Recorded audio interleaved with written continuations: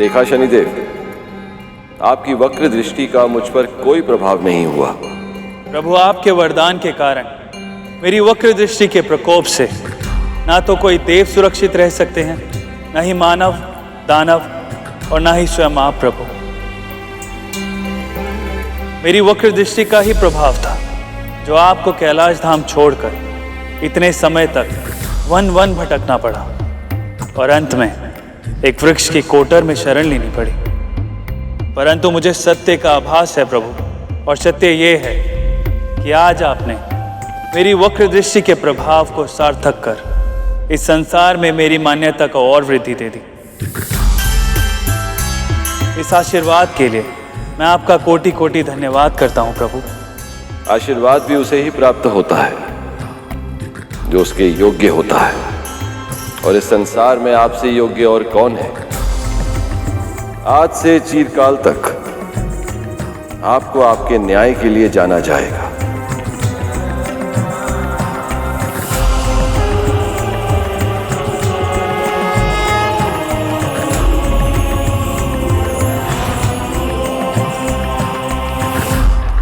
भगवान शिव का हमारी वक्र दृष्टि से सतर्क होकर छिपना महादेव की ही लीला है।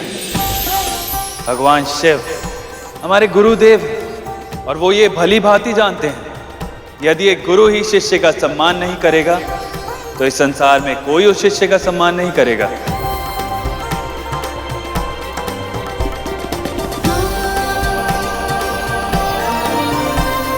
आप अपनी बातों से मुझे बहला रहे हैं स्वामी। महादेव के छुपने का कारण चाहे जो भी हो, किंतु ये सत्य है कि वो आपसे भयभीत अवश्य हुए थे, है ना? ये तो मैं नहीं जानता प्रिय, परंतु इस कथा के माध्यम से आपने हमें स्मरण करा दिया कि चाहे कितना भी कठिन क्यों ना हो, हमें अपनी दृष्टि सदैव नीचे ही रखनी होगी। और हम चाह कर भी आपको इन नेत्रों से कभी नहीं देख पाएंगे। परंतु प्रिय, आपका ये श्राप हमें आपको अपनी मन की आंखों से देखने से नहीं रोक सकता। हम आपको अपनी मन की आंखों से देख सकते हैं, आपका अनुभव कर पा रहा हूं। कितने सुंदर लग रही हैं आप, भोर की ओस की तरह शीतल, फिर भी प्रेम की ऊष्मा से भरपूर, देह को सुख का अनुभव कराने वाली वर्षा की तरह भावनाओं से ओतप्रोत।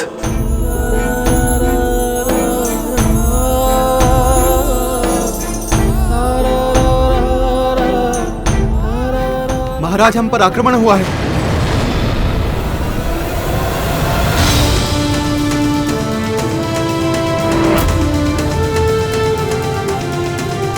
मेरी दृष्टि के प्रकोप से महादेव भी सतर्क होकर छिप जाते हैं, तो कौन है ये मूर्ख जिसने बिना आमंत्रण के मेरे गृह में प्रवेश करने का दुस्साहस किया?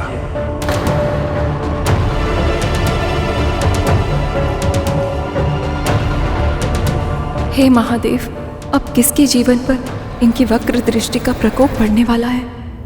रुकिए, आप सब नहीं जानते आप लोग क्या कर रहे हैं। आप सबको इसका परिणाम नहीं पता है। युद्ध कोई उपाय नहीं है।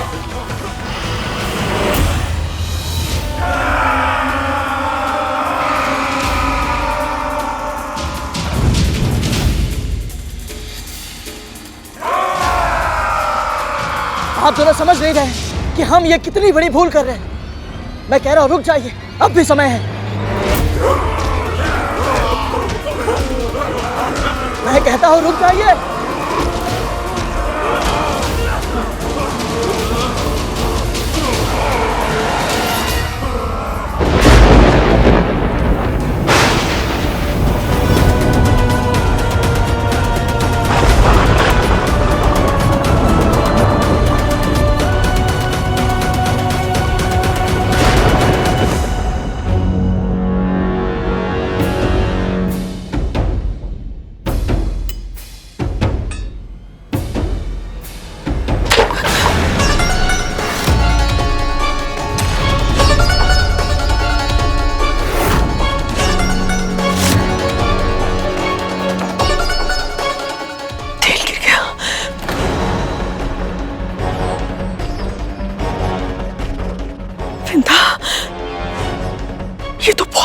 ये देखिए, हमारे पुत्र शनिदेव के निकट ही हैं।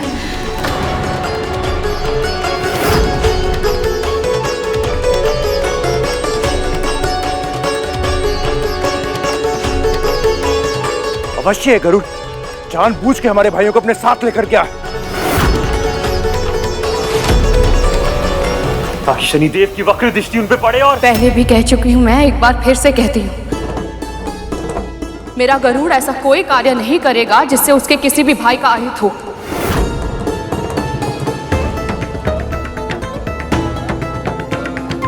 आपके पुत्रों को अपना दायित्व मानकर उनकी रक्षा करेगा। उन पर कोई भी संकट आने से पहले वो स्वयं उस संकट के सामने चट्टान की तरह खड़ा हो जाएगा, पर अपने भाइयों पर आज तक नहीं आने देगा।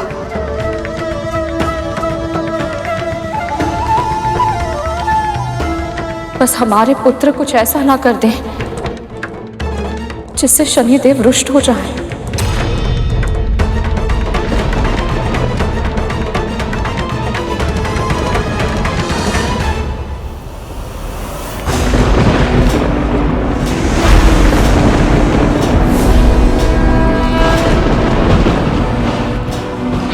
जिसने भी मेरी आज्ञा के बिना यहाँ आने का दुस्साहस किया है, उसे इसका दंड भुगतना पड़ेगा।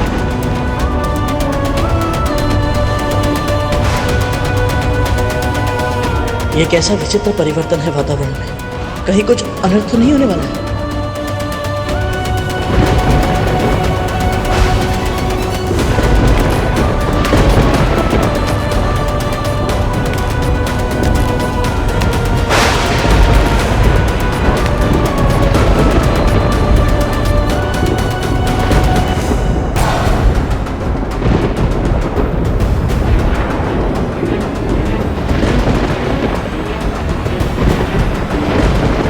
वातावरण बदल रहा है, क्या ये किसी अनिष्ट का सूचक है?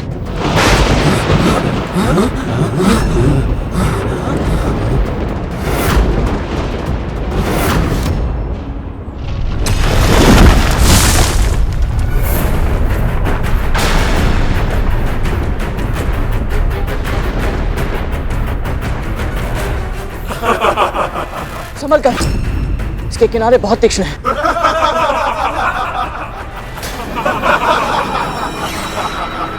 कहा था ना मैंने, जब तक शनि महाराज नहीं चाहेंगे तुम सब यहां से जाने के बारे में सोच भी नहीं सकते।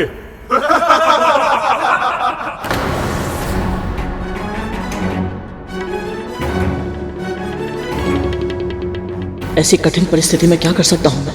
अपने नाग भाइयों को छोड़कर जा भी नहीं सकता। बड़ी माँ ने मुझ पर विश्वास करके इन्हें मेरे साथ भेजा था। बंदी बन गए हम सब, पर मैं इस कारागार में नहीं रह सकता। मुझे घर जाना है।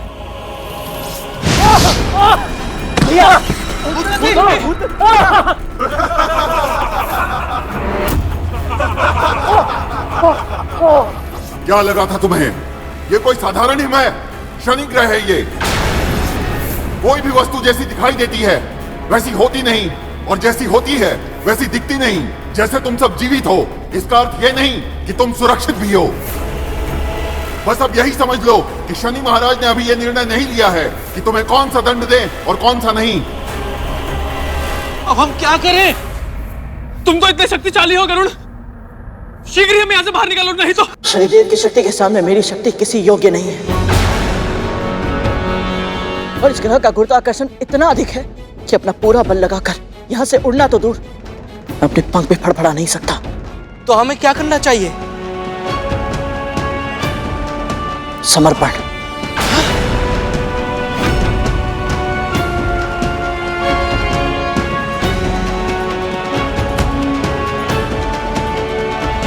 और प्रार्थना भी कि शनिदेव की वक्र दृष्टि हम पर ना पड़े। पर गरुड़, तुमने असुर सेना, महाराज बलि किसी के सामने घुटने नहीं टेके, तो फिर आज शनि महाराज के आने से पहले ही तुम क्यों?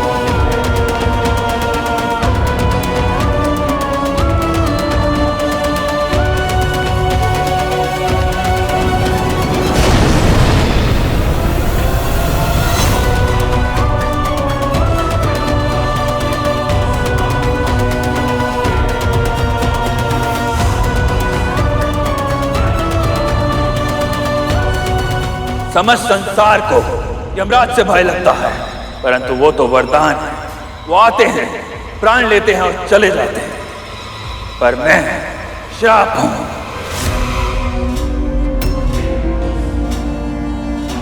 मैं जीवन का अंत नहीं करता, परंतु जीवन को मृत्यु से भी भयानक बना देता हूं। मेरी दृष्टि से कोई नहीं बच सकता, और जिस पर भी मेरी वक्र दृष्टि पड़ जाती है उसका संपूर्ण विनाश होना निश्चित है।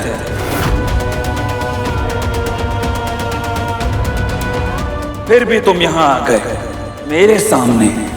ये ग्रह मेरा घर है, मेरा निवास स्थान, और यहां बिना आज्ञा और बिना निमंत्रण के आने से तुमको दंड क्यों ना दूं मैं?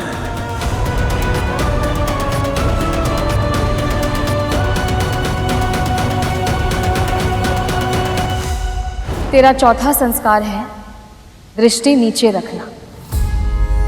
दृष्टि नीचे रखना? विनम्र रहना, तभी तो तू सुपात्र बन पाएगा। स्मरण रखना गुरु, विनम्रता से झुका हुआ शीश ही पूजनीय होता है। माँ, किंतु झुका हुआ शीश तो दुर्बलता की निशानी होती है। और अहंकार पतन का कारण होता है। अपने चारों ओर देख कर कुछ वृक्ष अहंकार से तने खड़े हैं, किंतु कुछ वृक्ष स्वाभिमान और विनम्रता का संतुलन स्थापित कर वायु के साथ झूल रहे हैं। जब आंधी आएगी तो तने हुए शीश वाले वृक्ष धूल में मिल जाएंगे, परंतु अपने लचीलेपन के कारण विनम्र वृक्ष वायु के वेग के साथ झुक जाएंगे और आंधी बीत जाने पर फिर से खड़े हो जाएंगे। तुम सबको किसने भेजा है यहाँ और किस कारण से आए हो?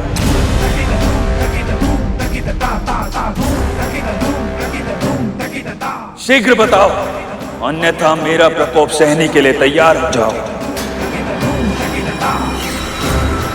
यदि मैंने बता दिया कि मुझे अंतरिक्ष में बड़ी माँ ने भेजा था, तो कहीं शनिदेव क्रोध में उन्हें दंड ना दे दे। जब तक इनका आवेश शांत नहीं हो जाता, मौन रहना ही उचित होगा।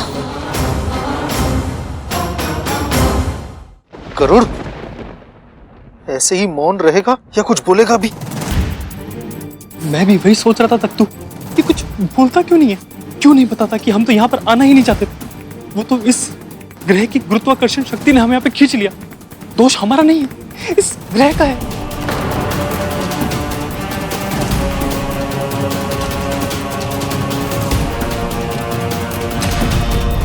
ये सब तो नाग हैं, उड़ नहीं सकते, तो तुम ही हो जो इन सबको यहां लेकर आए हो।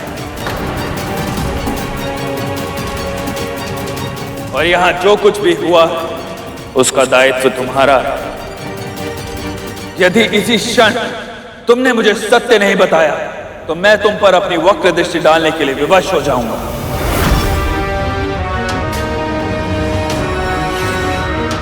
और यदि एक बार मेरी वक्र दृष्टि तुम पर पड़ गई तो तुम्हारे जीवन की सारी प्रसन्नता मेरे नेत्रों की अग्नि में जलकर भस्म हो जाएगी,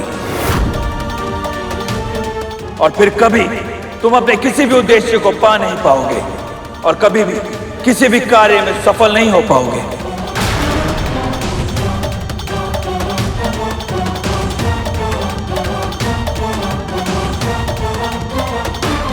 मैं ऐसा नहीं होने दे सकता। यदि सच में मेरे जीवन में शनि की साढ़े साथी लग गई तो मैं माँ को दास्ता से मुक्त कैसे कराऊंगा? मुझे इन्हें सत्य बताना ही होगा, और मैं नागों के लिए संकट का कारण नहीं बन सकता। तो फिर क्या करूं मैं? माँ,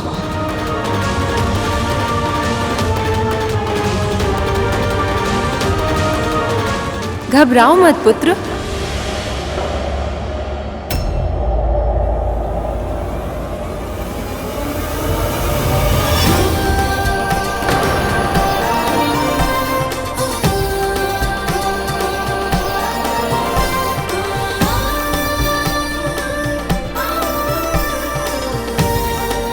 मेरे पति न्याय के देवता हैं।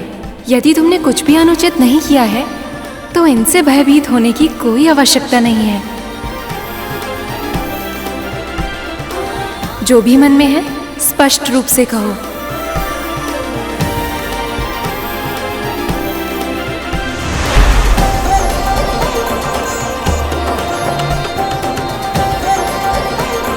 सत्य कह रही हैं देवी। यदि तुम मेरे क्रोध की ज्वाला को फिर से प्रज्वलित नहीं करना चाहते तो यही समय है। स्पष्ट बोलो और सत्य बोलो। माँ ने सही कहा था, मौन रहने से कभी कभी बड़ी से बड़ी आंधी आकर भी चली जाती है।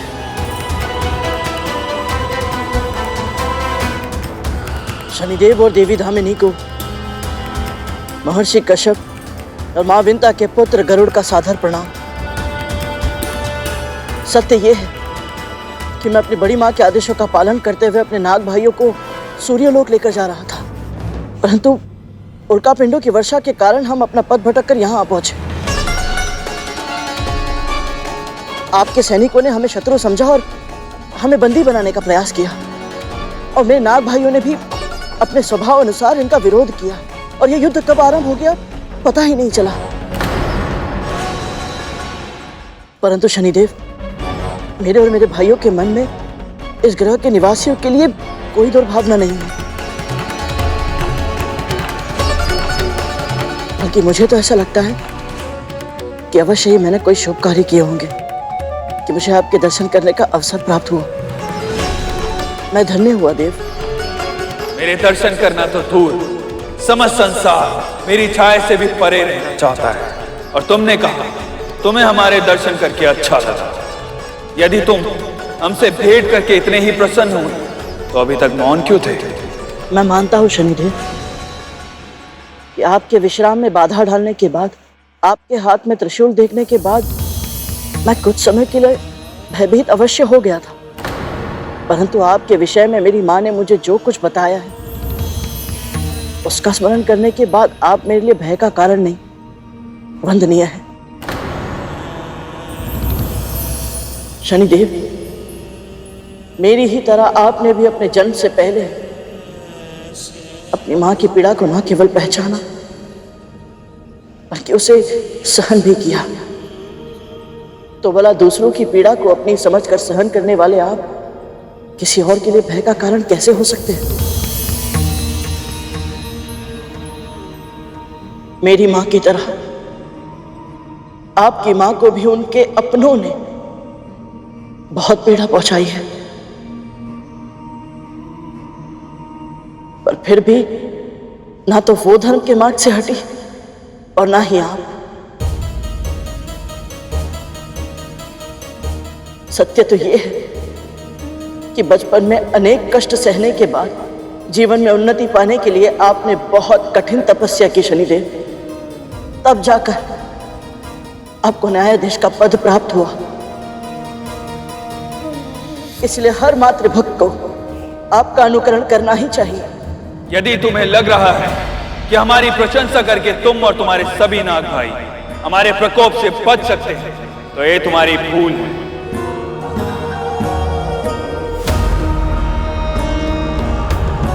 तुम जानते ही क्या हो हमारे बारे में?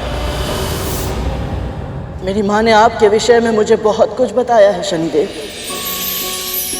क्या सच में तुम्हारी माँ ने मेरे पति के जीवन की कथा सुनाई है तुम्हें? हाँ देवी। तो फिर मैं वो पूरी कथा जानना चाहूंगी, क्या तुम मुझे बताओगे? शनिदेव के सामने इनकी स्तुति करना, इससे बड़ा सौभाग्य मेरे और क्या हो सकता है? अवश्य। यदि तुम्हें लग रहा है कि मेरी पत्नी ने तुम्हें यहां से सुरक्षित निकलने का मार्ग सुझा दिया तो ध्यान रहे, मैं न्यायाधीश हूं और मेरी यह प्रशंसा मुझे न्याय करने से नहीं रोक सकती। देवी धामिनी की इच्छा है, इसलिए मैं तुम्हें अपनी कथा सुनाने का अवसर देता हूं। परंतु स्मरण रहे, अगर इस कथा का एक शब्द भी असत्य हुआ तो तुम और तुम्हारे सभी भाइयों को मेरा प्रकोप सहना होगा।